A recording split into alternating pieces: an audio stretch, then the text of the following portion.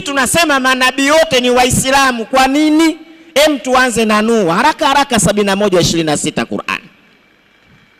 Qur'ani 71:26 71:26 ndani ya kitabu kitukufu cha Qur'ani, katika kitabu kisichokuwa na shaka ndani yake ni mwongozo kwa mcha Mwenyezi Mungu.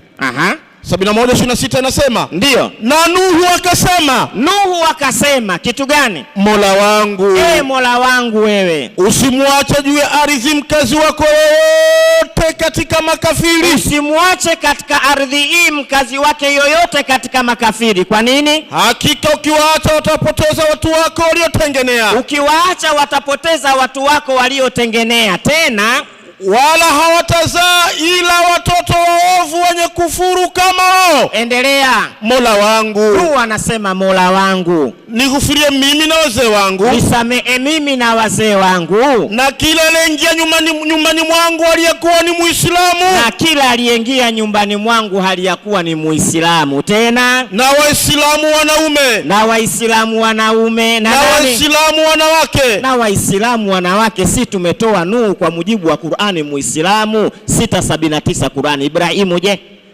6:79. Na wewe ndio utoe kwa mujibu wa Biblia. Huyu Mkristo, usio tena Muhammad nabii wa uongo, wana waungu watatu. Hiyo sio mada. Inasema ndio, mimi nimeuelekeza uso wangu kwa yule aliyeziumba mbingu na ardhi. Ibrahimu anasema nimeuelekeza uso wangu kwa yule aliyeumba mbingu na ardhi. Endelea. Hali ya kuwa nimewaachia dini za upotofu. Hali ya kuwa nimeacha dini zote za upotofu. Endelea. Mimi Ibrahimu ni Muislamu. Ibrahimu naye Muislamu. Musa je? 10:84 Qur'an. 10 kaja hapa Musa kaingia kanisani. Kwani hata mwaka jana si tulifanya mdalo kanisani?